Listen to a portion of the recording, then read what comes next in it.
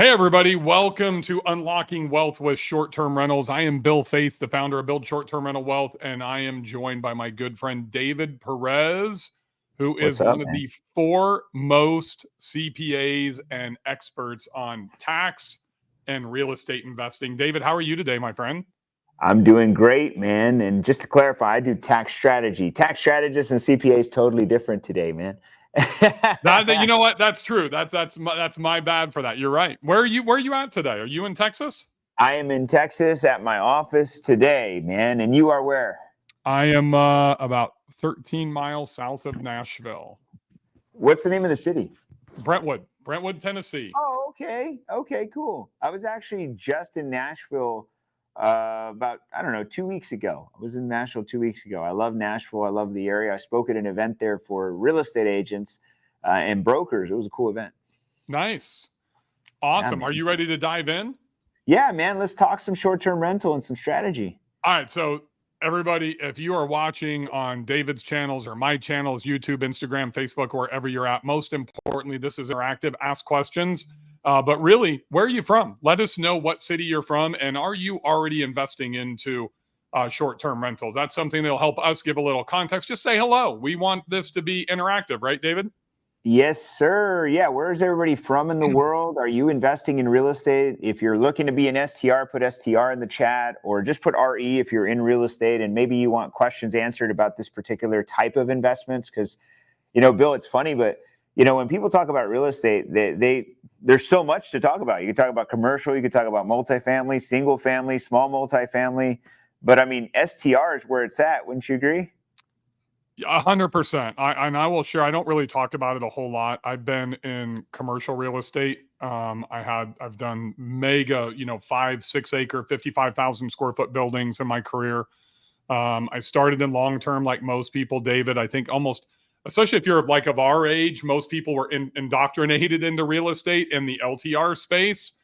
Yep. And kind of in the pre-show chat, you and I were talking about that at interest rates today, it's almost impossible for LTR to work. And I see a lot of people that are investing into LTR today, and they're trying to migrate into opportunity zones. They're going into Section 8. They're doing lower price properties, which is obviously lower cash flow, but they're still at the same rate. So I'm all in on short-term rentals.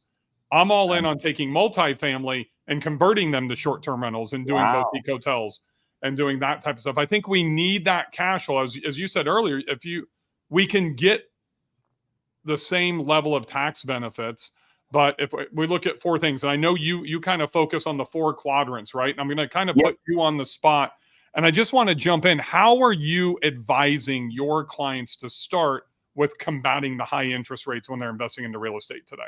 Well, first off, I mean, we look at four different, quadrants. I know we're very close and similar. I talk about the WISC. I developed a formula called WISC. I look at wealth, which is if you acquire real estate, just generally you're going to increase your net worth. And so, that's a big foundation of investing, right? We're looking to increase our net worth, not just, invest. Number two, I think about the income streams that come from the properties. And in today's marketplace, if all you're shopping for is cash flow and you're looking at long-term rental or even commercial, some of these things might not be so attractive. Then I think about savings, the tax savings that come from the actual investments that you're doing, right? Because when we invest, there's a lot of people out there just talking about getting tax savings. And I believe that's a key indicator that this is a good deal. But you want to try for ROI first, which is the income that's going to come from the property. And then the last thing is going to be the control.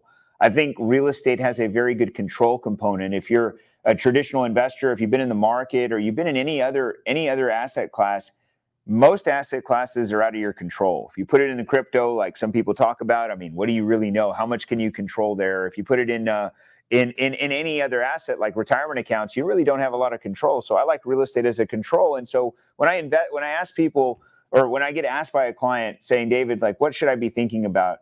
I'm always thinking cash flow. It's the first thing. And in today's market, because of the interest rates, I think we got spoiled over the last few years. And so now it's kind of a rude awakening and people are like, well, why can't I make this deal work? And I'm like, well, I mean, that's just real estate in general. Real estate's kind of boring, bro. Like that's how it's been before 2020. Like that's how it was. And today, I mean, I think if anybody's looking at real estate as their main strategy, I don't think there's any other way to do it than STR, Bill, that's really what I tell them. I don't think there's any other way to get the same amount of cash flow that you had before 2022 than STR. I don't know. What are your thoughts on that? Yeah, I mean, I agree with you, and that's why I've shifted everything into it, and even taking multifamily and converting into, short-term rentals. I think there's a lot of strategic components that go into the investing strategy, right? And one is for all of you that are here. Obviously, we're on social media today to deliver this message to you, but I believe you shouldn't follow people, into social media. Don't follow the influencers into markets. Stay away from the markets that everybody else has already invested into. I just did a 4-hour workshop yesterday, David, in New Orleans, and it's interesting. These were to non-real estate investors. They were all owners of Amazon delivery services from around the country, right? Interesting. And they're flush with cash. The average owners. I'm not saying they're making millions of dollars, but the average owner is making between 300 to 600 grand net a year off their business if they have 30 routes or more. And that's who the audience was. And there was only 2 people out of about 70 that were there in this private little event that were invested into real estate. Walking out of it, I almost missed my flight because once I broke everything down for them, they're like, why would I want to take the risk of the volatility of stocks, the volatility of crypto, especially in an election year, to make new investments, Even with worse. the volatility that we have between the Democrats and the Republicans today. So that also impacts, and I don't talk politics, David, but I believe whatever happens with this election is going to have a pretty profound outcome for 2025 and into 2026. And it's going to go either way. It doesn't matter which one wins, if it's the incumbent current President Biden, or it's probably going to be former President Trump and him going head to head again. I think there's going to be some pretty significant changes that are going to happen. So that all creates volatility, right? So the one thing that stays steadfast, and I think the new investor doesn't really understand because they don't have the experience. If they started in 21 or 22, they think that the STR space is volatile. They think that 7% interest rates are high. I don't. I've been investing for quite a while. I remember buying some real estate at 9 and 10% when I was in my 20s, right? So even if you look at the rates of 2005 to 2013, even 15, like that 8 to 10 year period, we're looking at 7% interest rates. Today, if you have good credit, 740 or higher, good personal financial statements, good history, you can get 7% today. Those 8, they have come down a little bit, but the average person's probably still in that 7.5, 7.75 to 8%. You've got to diligently underwrite in your performas and run good, better, and best scenarios to make this work. Sometimes it still has to cash flow. So I'd love to hear you say, don't invest just for the tax benefits. It's a fulcrum. It's a critical component. I'm looking at cash flow first. I'm looking at tax benefits second. I'm looking at appreciation third. And then the fourth pillar in my house, I know you use all 4 boxes. I kind of do the same thing, is one that almost nobody talks about, and that is debt pay down. Yeah, the equity. Most people aren't going to own a short-term rental for 10, 15, 25 years. Because they're not. that appreciation with the inflation we're having, the appreciation, you look at the market of single-family homes specifically, we don't have enough inventory. So those are still going to continue to appreciate. So I'm doing a 10-year look back, and I'm trying to acquire in markets basically 2005, 2015, maybe even 2013, all the way up to COVID, eliminate 20, 21, 22, and then look at 23 and what's forecasted in 24. And now we're almost to the point where I have 6 months in 24. So if I can find 3% or 5% appreciation historically in a market, then I can put that in that fourth corner of the box, right? So cash flow, tax, appreciation, and then debt pay down.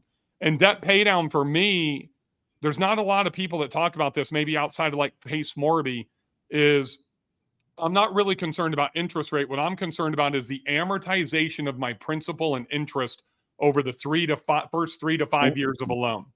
And you think about it, most people are repositioning, refinancing, selling short-term rentals within 4 to 6 years, right? Yep. So if I can do a 20-year AM, I might spend another $300, $400, $500 a month on the monthly payment as opposed to a traditional 30-year AM.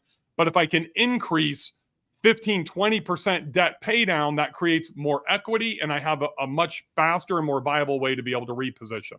And then you can 1031 that into another deal when you have that much equity into the deal, because you're actually doing something positive in your Airbnbs. I have a question, because this is if I were here as an audience member, by the way, drop your questions in the chat. But I mean, would it, because I've heard so many people talk about trying to extend to 30 years, to 40 years, interest only payments, all with the idea of having more cash flow. Okay, because that's what people are trying to accomplish when they're buying these short-term rentals. Why are you into the 20 versus the 30, the 40, or interest only? So I have one 40-year note on my largest property, and it's interest only. It's a DSCR product that I purchased in late or early 2021, and it's my number 2 revenue producing property. The only reason that I would ever do an interest only with a DSCR on a 40-year AM is that I am responsible enough to do personal escrow of enough profit, which would be typically applied to the principal, right? So It gives me flexibility. But the 20-year for me, and remember, I just turned 51. So I'm in a different position today than I was when I first started investing, right? So if I'm 30 and I make $200,000 a year or $300,000 a year, and I've saved up 100, 150K, and I'm ready to jump in, then I'm going to probably tell you to do a 30-year AM, right? And create more cash flow, but accelerate your payments. Try to pay twice a month versus once a month to pay down some faster principal and eliminate some interest. So, but for me in the position I'm in, and I tell people this a lot, I used this analogy yesterday in New Orleans. David, when I was 25, 30 years old, I was Rich Dad, Poor Dad, Robert Kiyosaki, leverage. Okay. As I've gotten 45 and older, and I'm about 3 years away from retirement, then I've kind of migrated to Dave Ramsey, and I want to become debt-free. So like my STR portfolio this year is forecasted to generate right around $1.2 million in net income, not gross, everybody, net. And I don't say that to brag, because I'm going to give you this next point, which is critical to my life plan. I will retire in 3 years when my youngest daughter graduates from high school.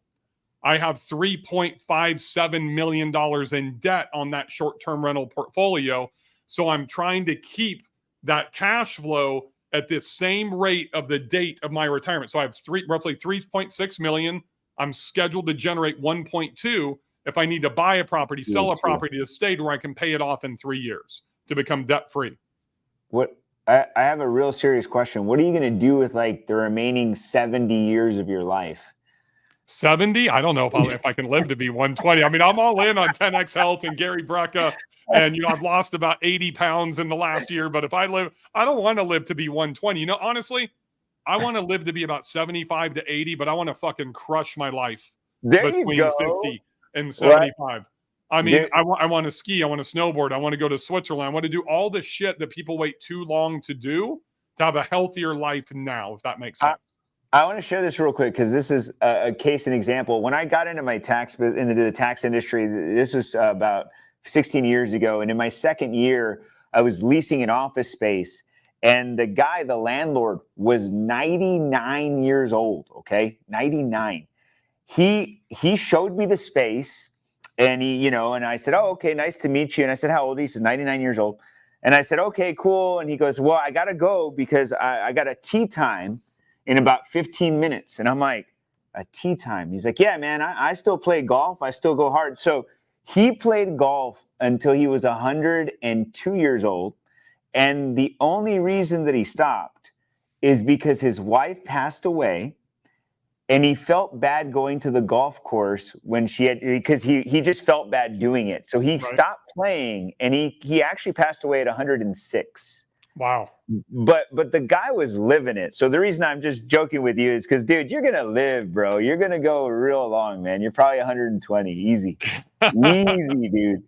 Easy. If I can make it to 75, 80, I'll be good. Well, you better keep buying. But there's also, that's part of the life plan, right? That's why I build out these plans. And I think the investing strategy has to be tied to everybody's individual outcome. And then this becomes some of the levers that we can pull to architect our way, to that outcome.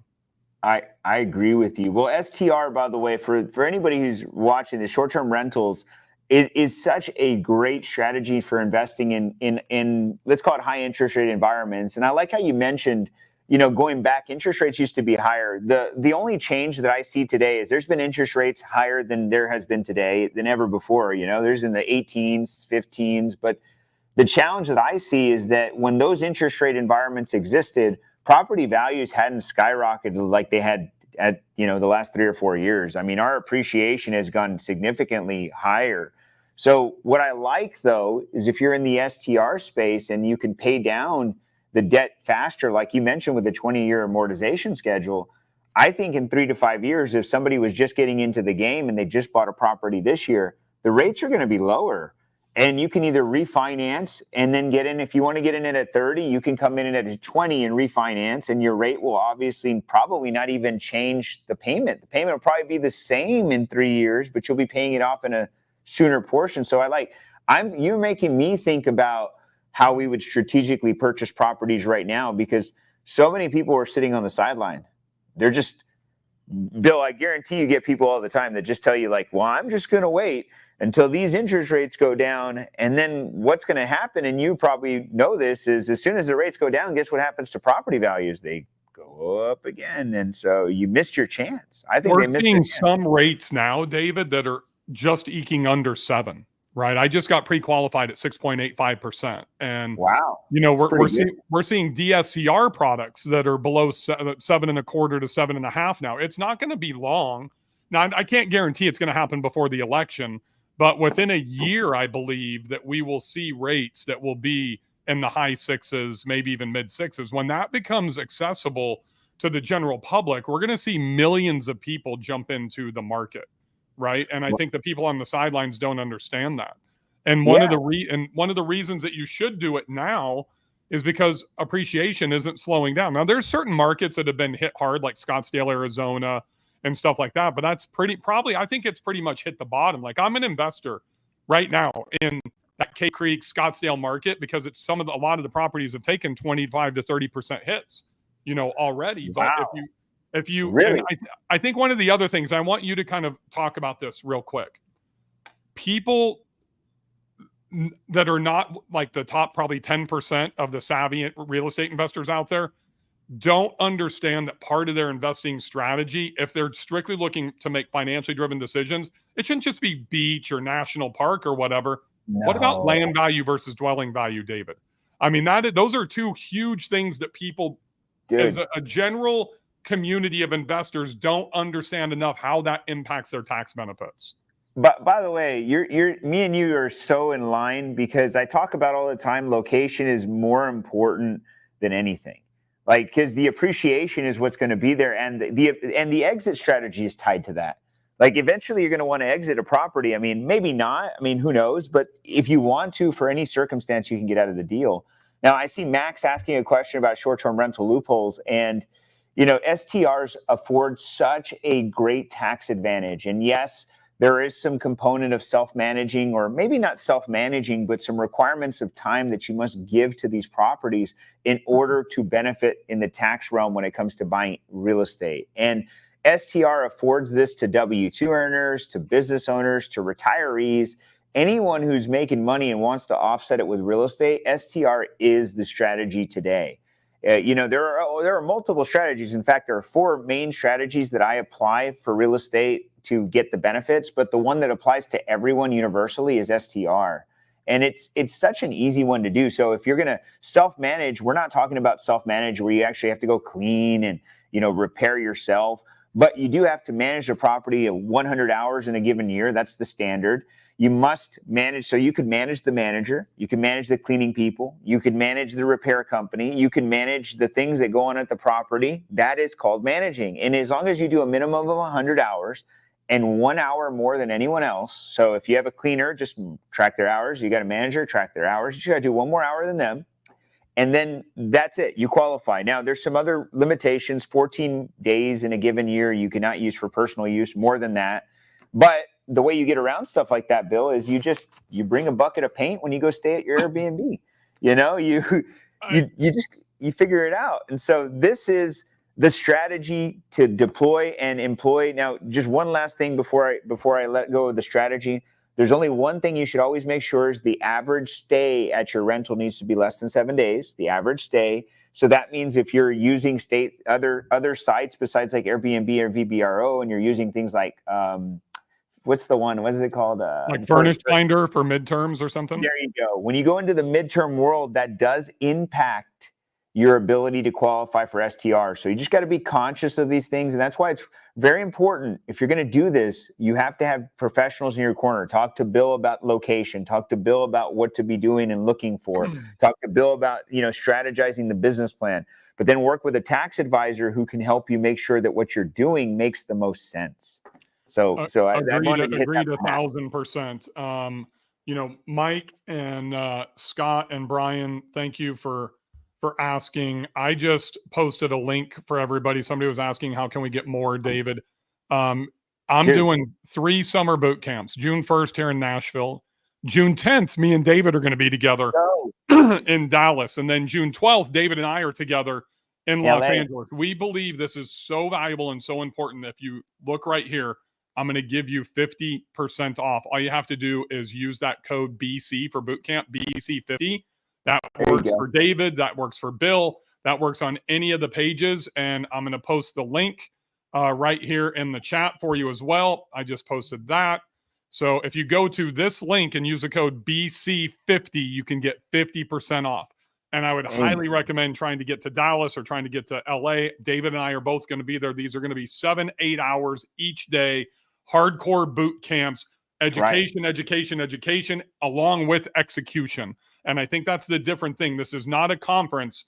If you've never been to one of my boot camps or one of David's private events, this is hardcore education and implementation. You're executing on site. This is not pie in the sky, walk on fire, inspiration and motivation. We're going to give you shit that you are going to be able to execute immediately and get 100x on your investment to be there with us while we are there. Amen. By the way, I think that's a very good indicator that this is going to be a good event, because we're not going to go there to motivate you to do something. You already made the decision if you come to the event that you want to do something. We don't need to convince you of that. We just need to show you the way. And one thing I will tell you is I engage with literally thousands of people every month from all across the country asking me questions about real estate and tax strategy. The one thing that is common amongst all of them is the lack of taking action. 20% or less will take action. And I'm going to tell you something. The reason this is important that we're doing it in June is that gives us a good window to secure the property before the end of the year, that we can execute the strategies, that you find the market that you want to be in. Like, you've got enough time. This would really suck if it was December, guys. Like, we're doing it so in advance because we know the challenges that are going to come in front of you. You're going to tell me, you're going to come to the event and say, David, I want to do this. Bill, I want to do this. But I got to go to Europe for, how long are you going, Bill? I'm going for 3 weeks, but I'm working when I'm there. I know, but you get what I'm saying, right? People are going to show up and they're going to come and they're going to say, I want to do this. And then I'm going to go on vacation. And then the kids go to college or they go to school. And so you and I all know you probably won't take very big, massive actions until late July or early August. So that gives you some time to learn. I mean, Bill's going to be talking about how to find the property, how to identify the path there. That gives you some time to study. I would hate for you to be rushed into doing something. And this is why this event, this boot camp is like going to crush, Bill. Like, I know it. We're going to change lives at this event. I agree 1,000%. David, there is a shit ton of questions in the comments about, just take a couple of minutes and go through really quickly material participation for them to get their 100 hours for like the first property, not the 500 hours like what I qualify for. What qualifies, what doesn't, and how do they track? And you mentioned just go to Home Depot and buy a bucket of paint. That's how I shouldn't say this because if I ever get audited, they'll probably watch this video, but that's how I've spent 13 weeks in my house in Montana, folks. 13 weeks. I've owned it for 15, 16 months. And I can still qualify. I'm going out there a week from Monday. I'm taking my youngest daughter. We're installing a geodome. We're going to be painting decks. We're going to be doing a bunch of stuff. So we do that for a couple hours in the morning. Then we'll go hike, we'll go do whatever we want. I get receipts from Home Depot, and then I can put that into my reps tracker to track my time to make sure that I'm qualified. But I think there's a lot of confusion, David, on what they can and cannot, leverage to qualify for their 100 hours.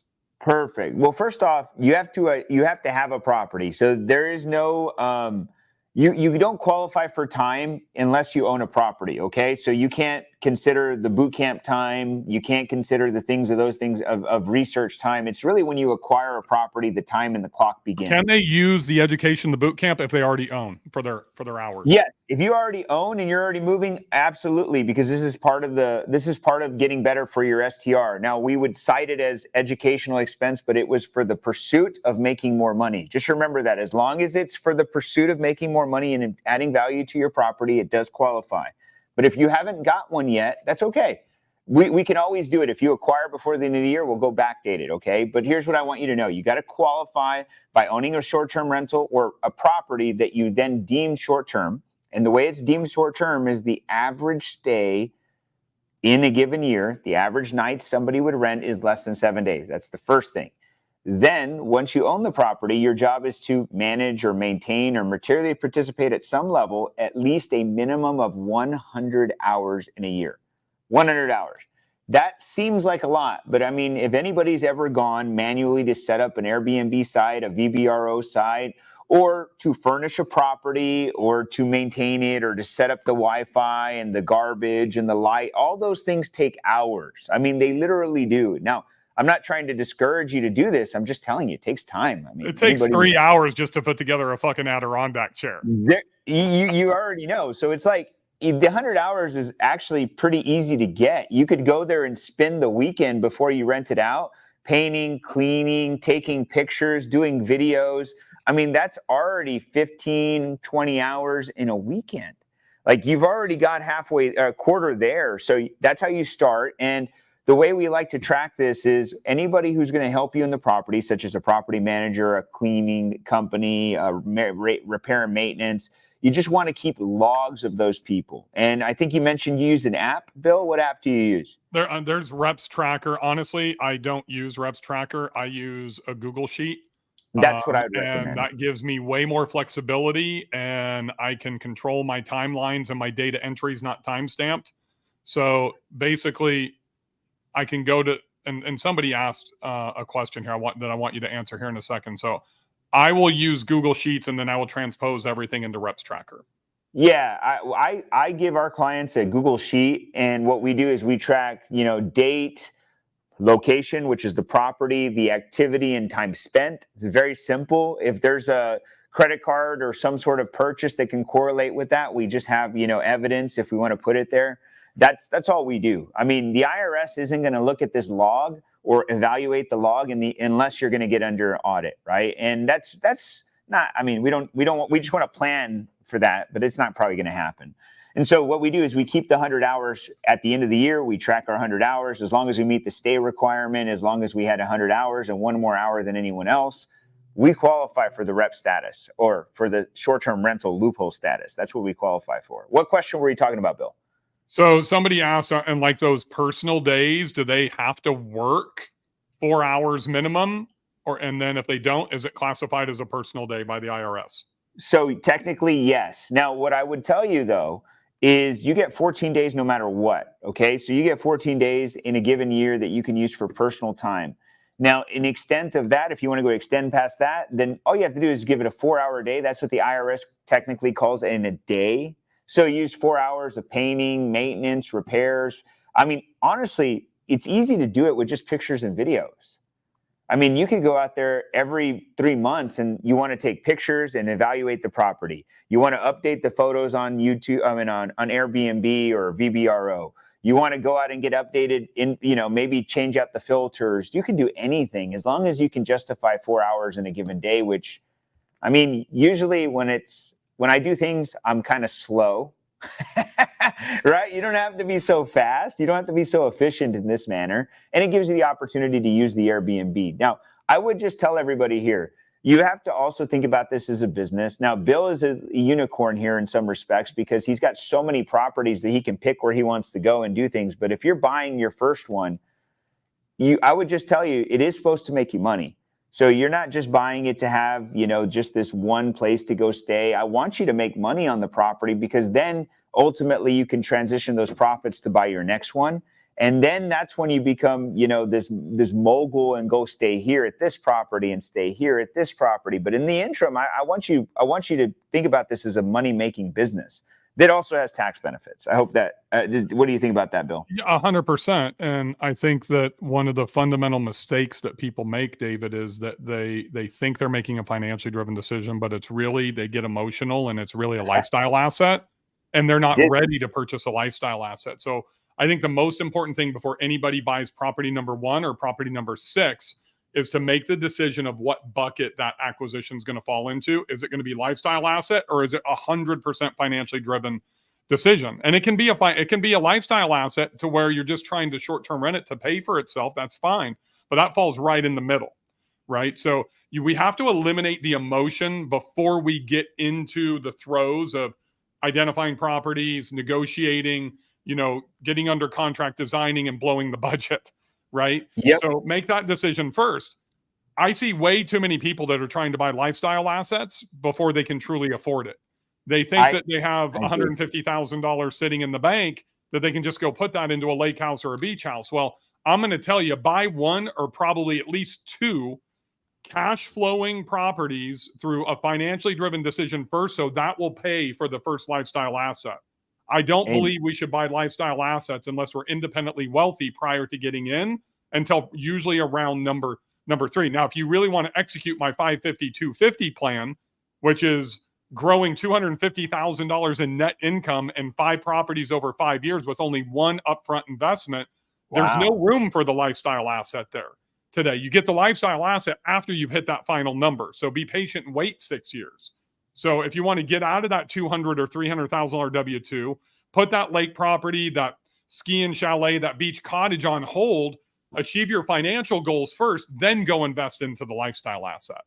Bill, I had a client recently just do the lifestyle asset.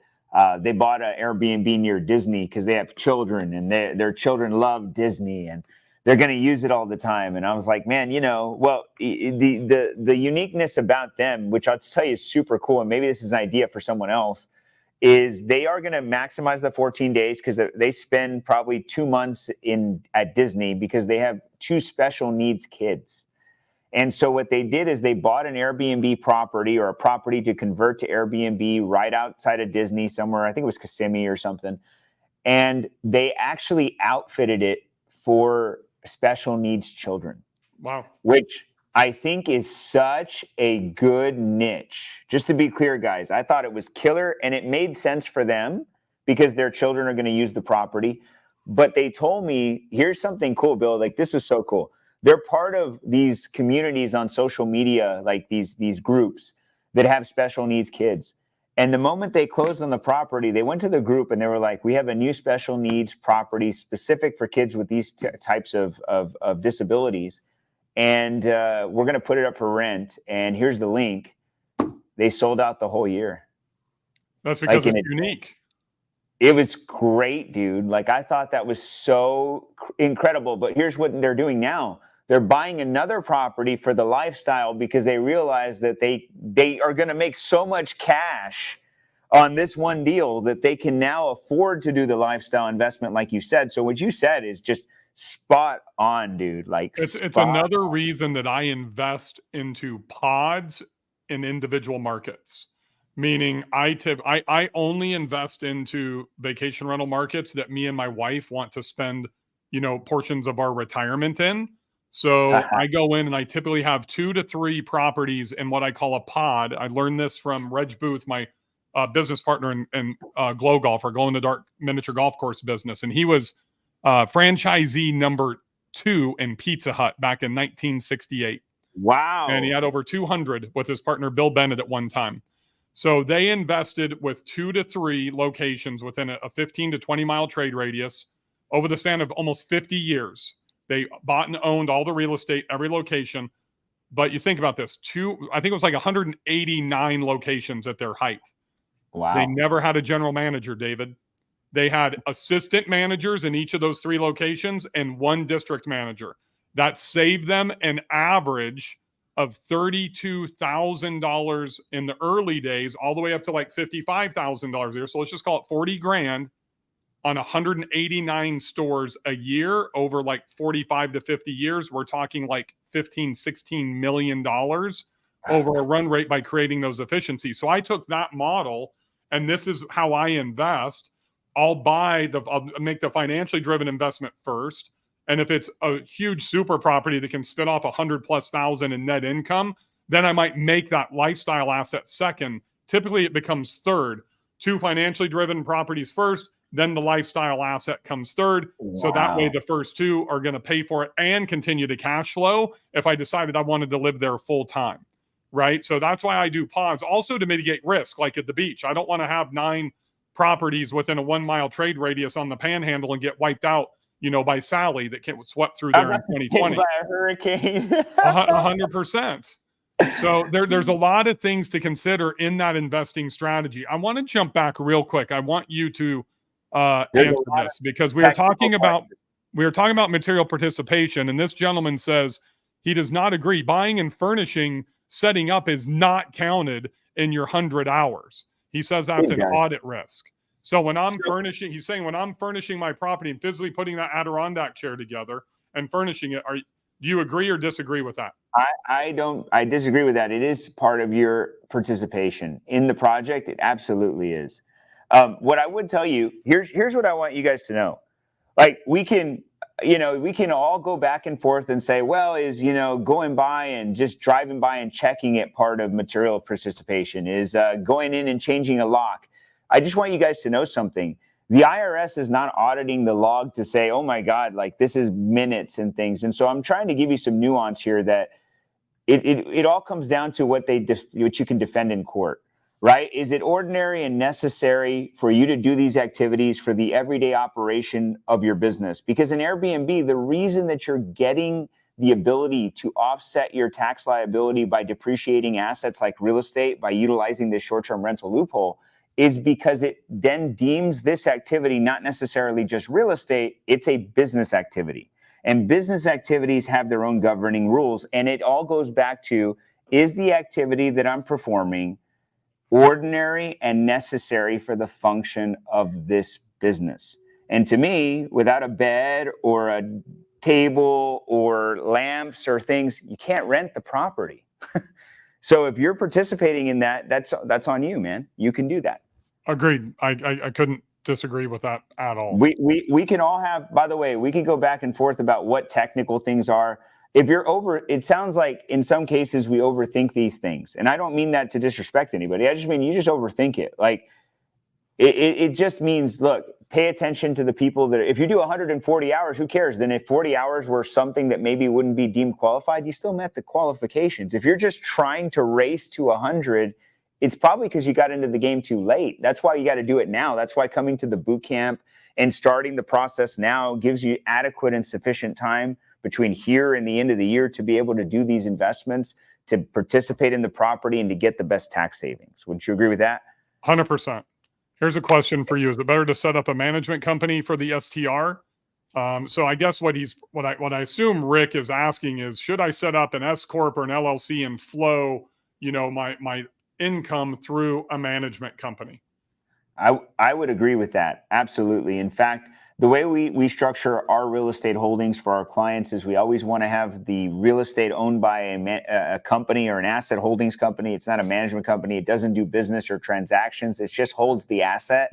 And then we have a management company who manages that asset. And that management company can manage multiple properties.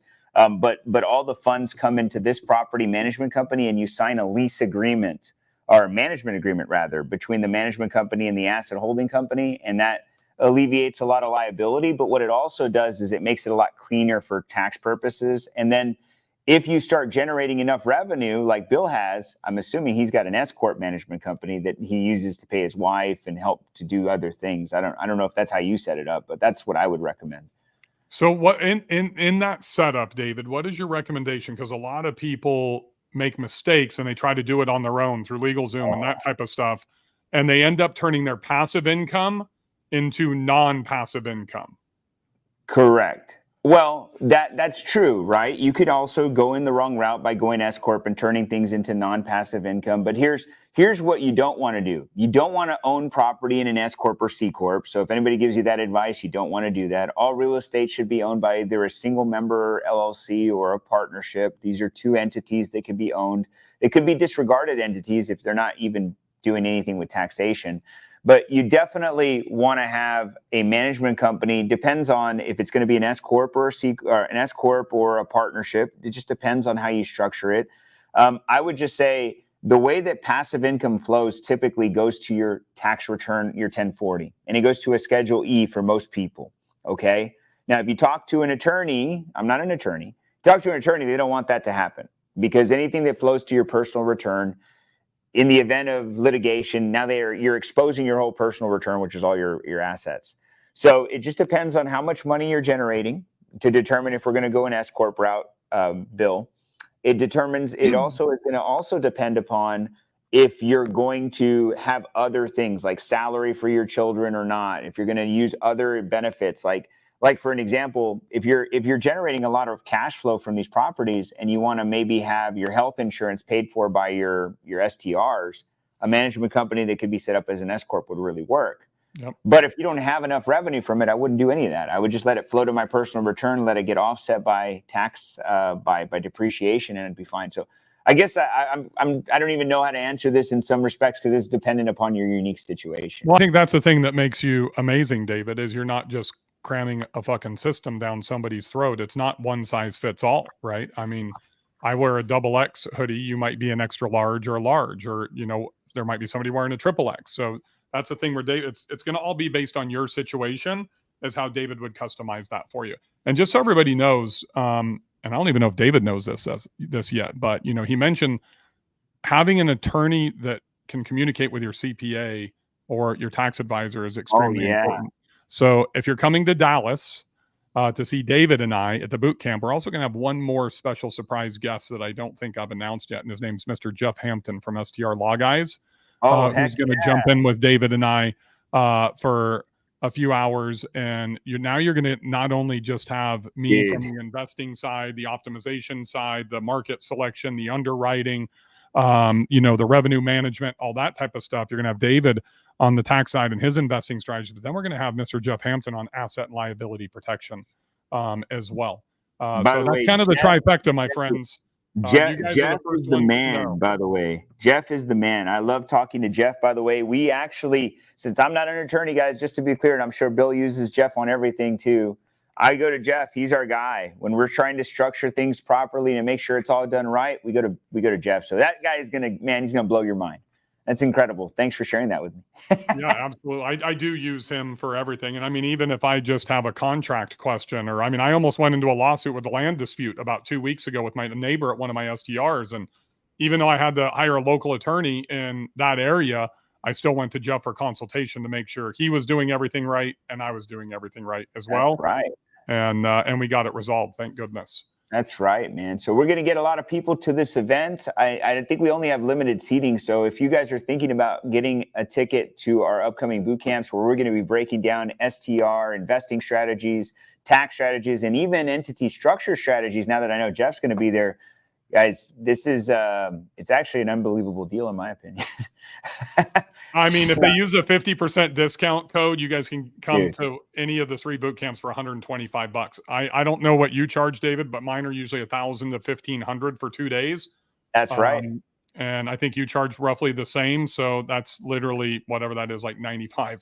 95% off, man. Imagine if you had a store like 95% off. They called it the 99-cent store that just filed for bankruptcy, by the way. So exactly. We can't do that forever. So you guys better take advantage of this right now. David, let me give you some rapid fire questions. When does clock start on STR, at purchase date or in service date? Say that again. What was the question? When does the clock start for like reps, material participation, when they close, when they purchase, or the date it goes into service? So in order for you to qualify, you have to put it into service, but the date that you acquire the property is when the hours begin. Okay, so the reason that's important is because you have to put the property in service before the end of the year, and it has to lease out one time for you to be able to qualify. Awesome.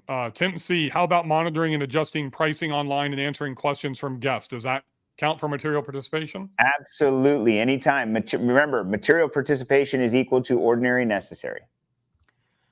Kimberly, can you have a lease between your LLC as a property management company and yourself as an individual if your property is in your own name? I guess you could. That would be more of a legal question. I would just say, I mean, that sounds right to me. I don't know. I wouldn't bet my my law license on it, but. I don't want to put, words into Jeff Hampton's mouth, but I can pretty much assure you that he's going to tell every one of you, myself included, because my last 2 properties I bought in my personal name as a 10% down second home loan, to run that either depending on the taxation of moving that into an LLC, if you need to move it through a land trust and then into an LLC. But get it out of your personal name as quickly as you can. And don't worry in most cases about, your note being called, because the banks won't even know as long as you keep paying them, to be honest with you. Yeah, that's true. The bank doesn't care. May have come in late. What does 100 hours do for you? What's the tax benefit name?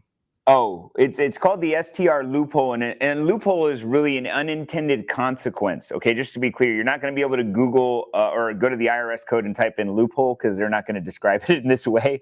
All it is it's allowing, because the short-term rental is technically a business, it's allowing us to avoid going through the traditional, what we would call rep status for real estate benefits, to now utilizing this short-term rental as a business activity. And since it's a business activity and it has assets, which is real estate, that activity can have depreciation.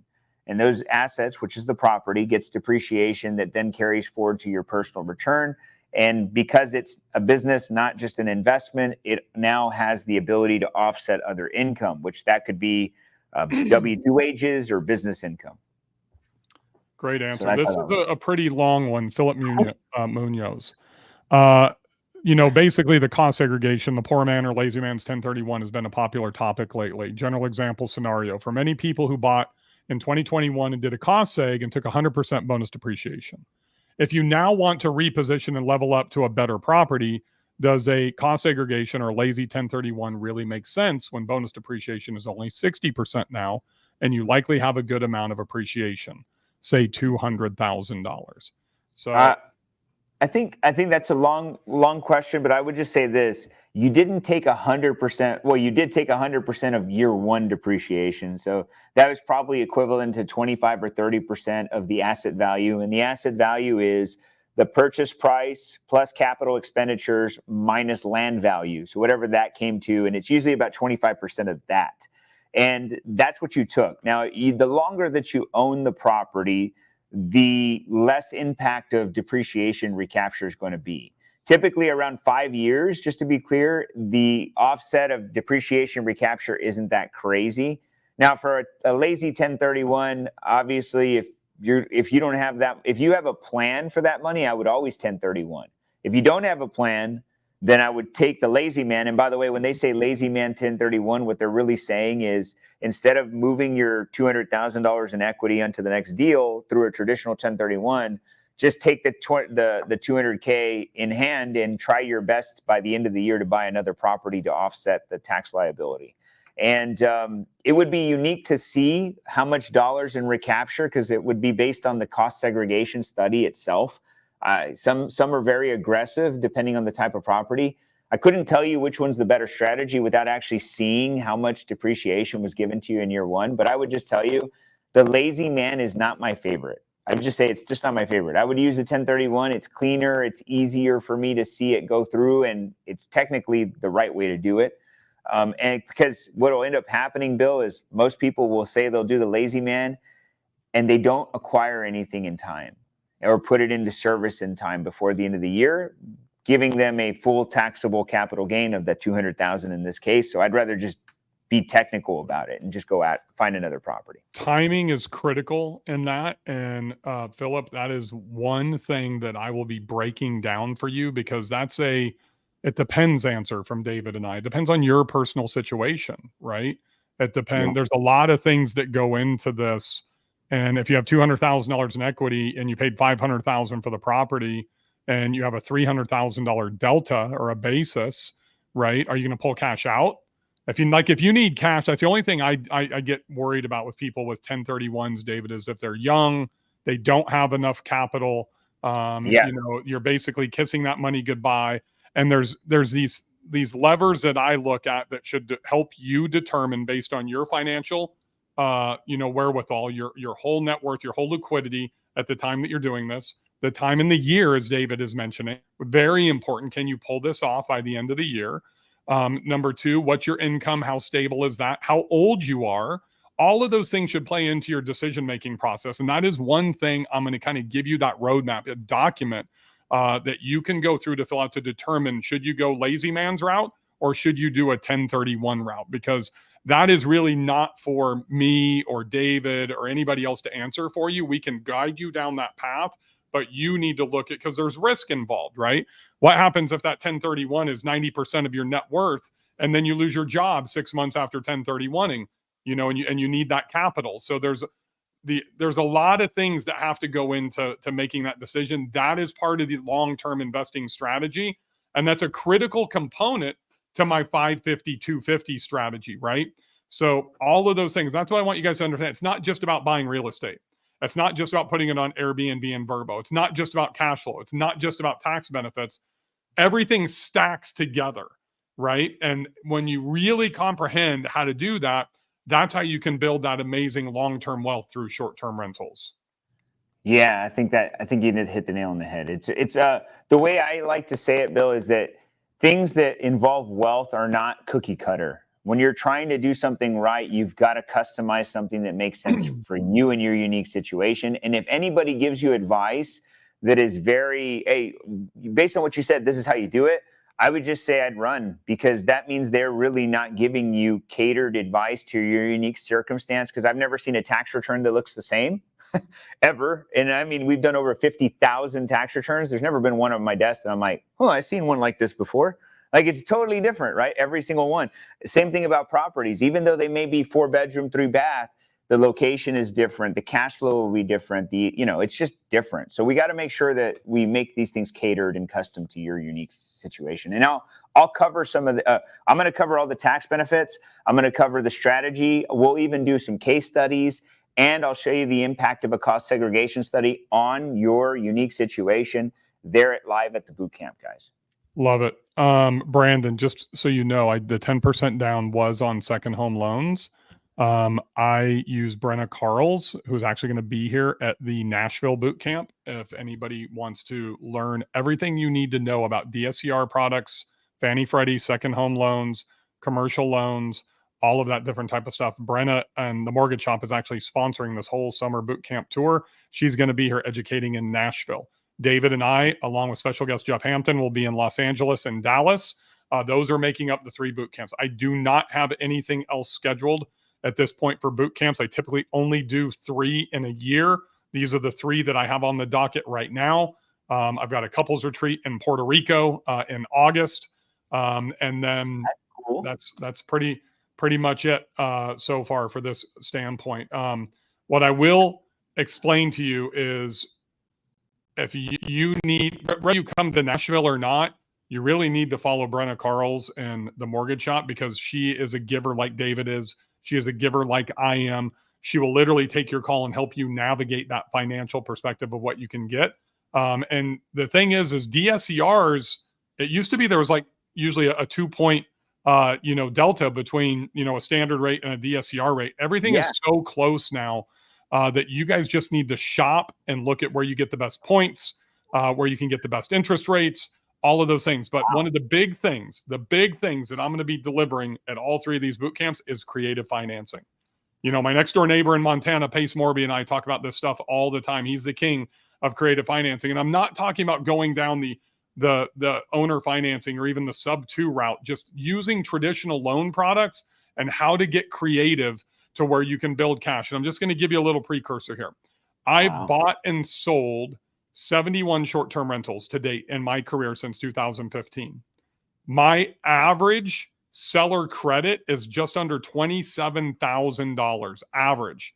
So take 20. So let's just, I'm David, and I'm not that smart. I'm a college dropout. So let's just round 27 to 30 and multiply that times 70. That's $2.1 million, folks.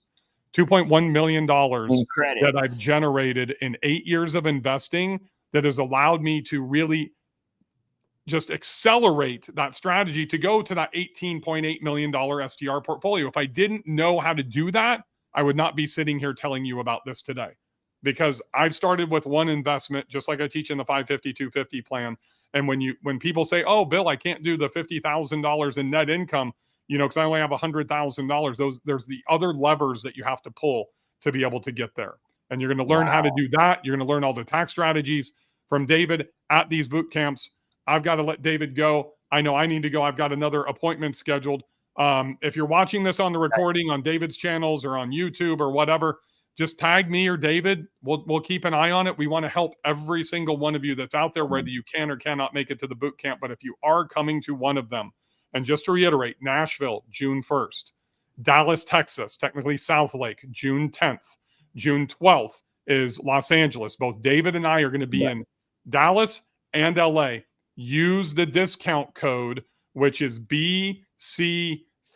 If you use BC50, there it is right there. The links are in the chat, and you can get 50% off tickets, but there's very limited supply that's left. David and I are putting our own money on the line, and here's what I'm going to do for all of you.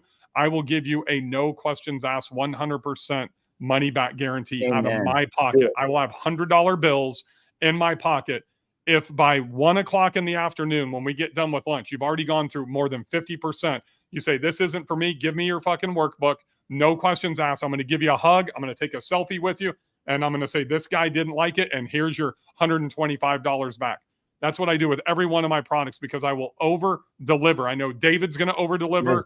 I know that my wife and Brenna are going to over deliver in Nashville. Jeff Hampton's going to over deliver. Scott Sarver, who's going to be a secret special guest in Los Angeles with David and I, is going to over deliver. So just come spend 7 hours with us and literally change your life. You forgot to mention that these events, Southlake or Dallas and LA, they're very convenient to the airport. We made this so convenient that you literally, if you're not that, maybe you got to travel a little bit, you fly in and it's literally 10 minutes from the airport, both locations. So it doesn't matter where Southwest and Uber is your friend. Come in an early flight and fly out that same night. You don't even need to spend the night away from the kids. Yeah, man, come on out. And guys, anybody who has questions or anything, put them in our chats. We'll get back to those. But I'd love to see anybody who's if you're serious about growing your investments and you're serious about taking advantage of the biggest tax loophole this year in 2024, which is STR, this is the event you don't want to miss. Use the promo code and we'll see you guys there. Thank you so much, Bill, man. You're the man. Thank you, David. And Robert asked if they're recorded. They will be recorded, but they will only be delivered to the attendees. They will not be sold. They will not be made available outside of the impact of being there live is 20x of watching a recording, right? It's like literally sitting there and being able to Q&A with David and I. And understand this. When I'm the one that's teaching, you're going to have direct access to David. When David's teaching, you're going to have direct access to me, right? And vice versa. So you can't get that in a course. You can't get that in a recording. That's why we will give the attendees the recordings, but we will not be selling them outside of that event. This is not a for-profit deal for us. That's why we're doing this so cost efficiently. And honestly, just do the math. We're looking at like 50, 75. All of these venues are under 100 people each. And it's costing us about 10 grand, literally food, all that type of stuff. It's a break-even proposition for us. We just want to help you guys. So hopefully we will see you there. Colby, I'll see you in Dallas. Justin, see you in Dallas. Awesome. Let's go. Have a great day, everybody. Thanks for joining me, David. I can't wait to see you in a couple of weeks, my friend. Thank you, guys. We'll talk soon.